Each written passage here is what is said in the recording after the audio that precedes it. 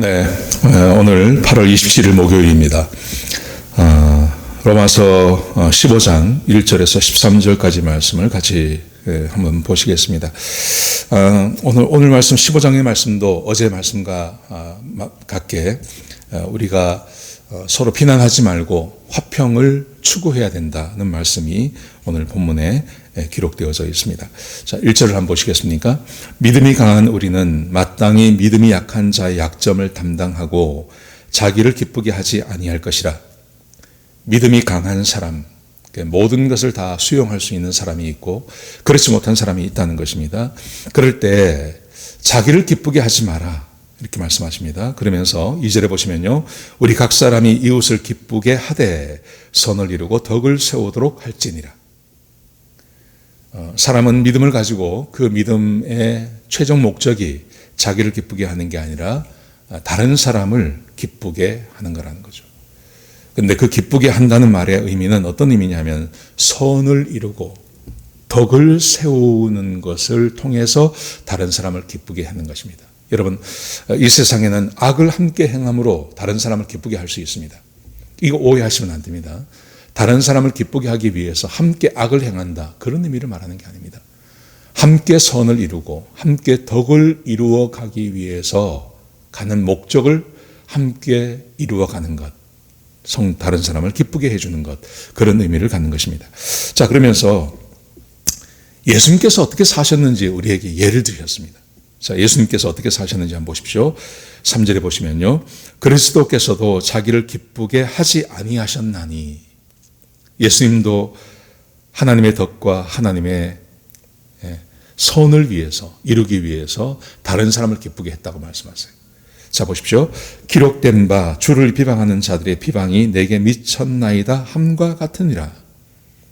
오늘 3절의 말씀은 좀 이해가 되지 않습니다. 다른 자기를 기쁘게 하지 아니하시고, 그리고 기록된 바, 성경에 기록이 되어 있다는 말이죠. 이 말씀의 의미는 시편 69편 9절을 인용하는 것입니다. 주를 비방하는 자들의 비방이 내게 미쳤나이다 함과 같으니라. 이 말의 의미는 이런 것입니다. 예수님께서 비방을 받으셨습니다. 왜 비방을 받으셨냐 하면 예수님께서 죄인들의 친구가 되시고, 그리고 죄인들과 함께 지내고 죄인들을 받아주는 것 때문에 유대 지도자들의 비방의 대상이 됐습니다. 귀신 들렸다 그러고 막 그러지 않습니까? 자, 그런데 보십시오. 그 다음 말씀에 보시면 이렇게 되어 있습니다. 예수님께서 비난을 받으시면서까지 다른 사람을 받아주셨습니다. 그러면서 이렇게 말씀하십니다. 그 다음 말씀에 보시면요, 4절에 보시면 무엇이든지 전에 기록된 바는, 성경이 기록한 목적은 이 말이죠, 우리의 교훈을 위하여 기록된 것이니 우리를 교훈하기 위해서 기록되었습니다. 우리로 하여금 인내로 또는 성경의 위로로 소망을 가지게 함이니라. 이제 인내와 위로의 하나님이 너희로 그리스도 예수를 본받아 서로 뜻이 같게 하여 주사. 성경은 우리로 하여금, 성경은 우리에게 누군가 예수 그리스도를 본받으라고 말씀하시는데, 자, 보십시오. 그 예수님을 어떻게 본받느냐 하면, 자, 보십시오. 이렇게 말합니다. 6절에 보시면 한 마음과 한 입으로 하나님 곧 우리 주 예수 그리스도의 아버지께 영광을 돌리게 하려 하노라. 우리가 예수님을 본받음으로 우리가 해야 할 일이 있습니다. 그것은 다른 사람과 한 마음과 한 뜻이 되어서, 그래서 하나님께 영광을 돌리게 하는 것, 그게 하나님께서 우리에게 요구하시는 하나님의 말씀이라는 거죠. 예수님께서 이 땅에 오셔서 사람들에게 비방을 받습니다. 그 비방을 받는 목적이 뭐냐 하면 다른 사람을 구원하기 위해서요.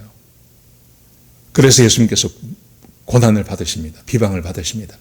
마찬가지로 우리도 그리스도를 본받아서 한 마음과 한 입으로 하나님께 영광을 돌리게 하기 위하여 다른 사람을 받아주라, 그렇게 말씀하십니다. 목적을 위해서, 그 목적을 이루기까지 내가 순종해야 될 하나님의 말씀이 분명히 있다는 것입니다. 예수님께서 온 세상이 구원받게 하기 위해서 예수님께서 죄인이 되셨습니다.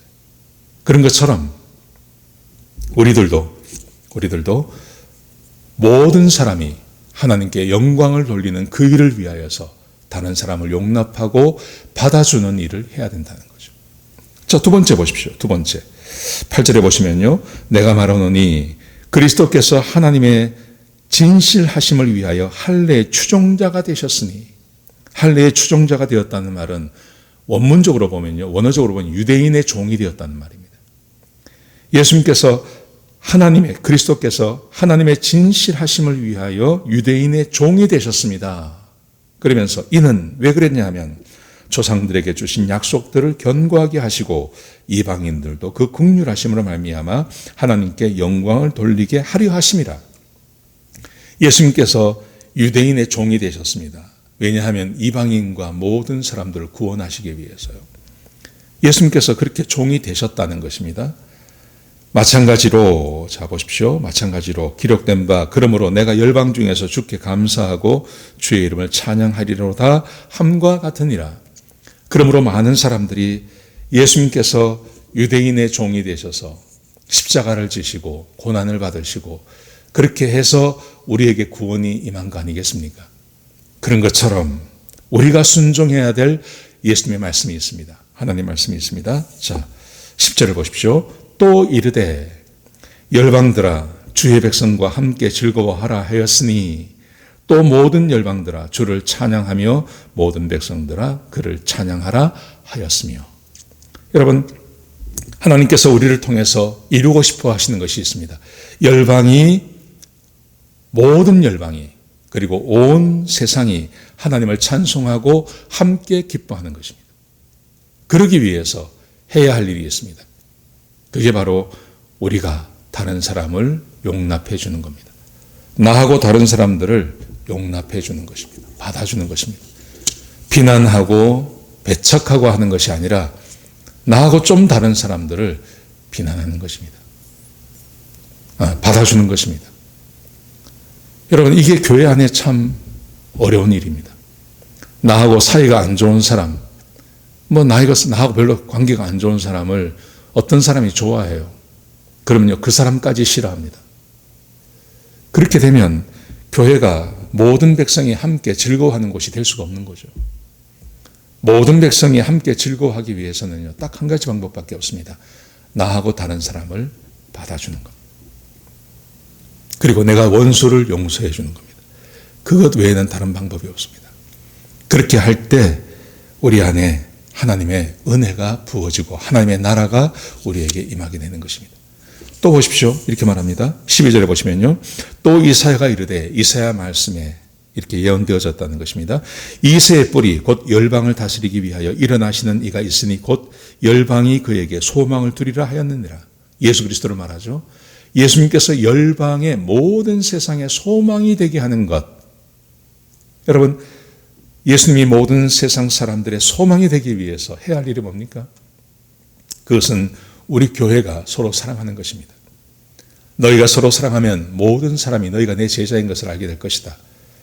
교회가 하나 되고 우리 성도들이 하나 되고 서로 한 마음이 되고 서로 위해주고 받아주고 할 때 열방이 주께로 돌아오고 예수 그리스도가 그들에게 소망이 되는 일이 일어날 거라는 것이죠.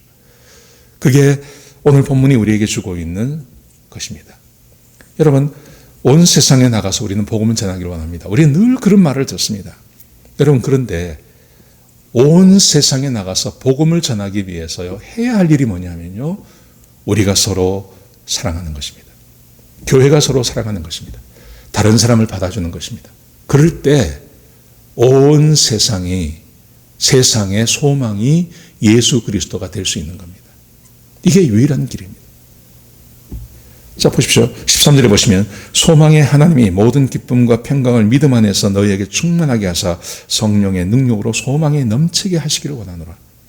모든 사람들에게 예수님이 소망이 되고 그 소망이 넘치고 기쁨과 평강이 임하기 위해서요, 우리가 해야 될 것, 그것은 딱 한 가지입니다.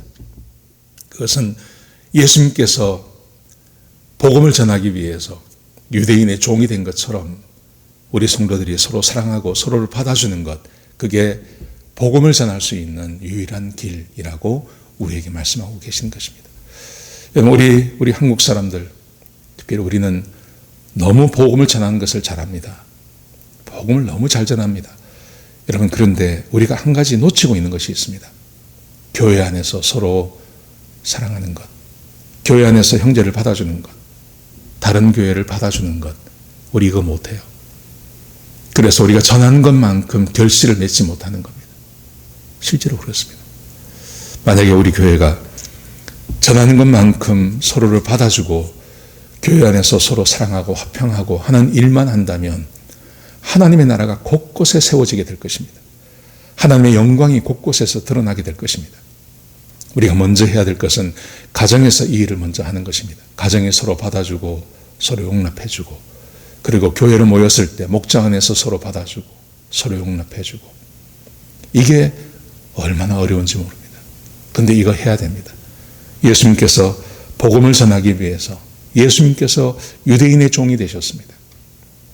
그런 것처럼 저와 여러분이 서로의 종이 되고 서로를 받아주고 용납해주면 하나님의 영광이 드러나는 그런 귀한 복된 교회가 될 줄로 믿습니다.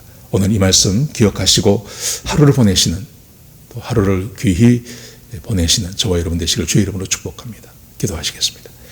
아버지 하나님, 귀한 말씀 주셔서 감사합니다. 하나님, 복음을 전하기 위해서, 복음을 우리에게 주시기 위해서 예수님께서 유대인의 종이 되셨습니다. 우리도 하나님 말씀에 순종함이 필요합니다.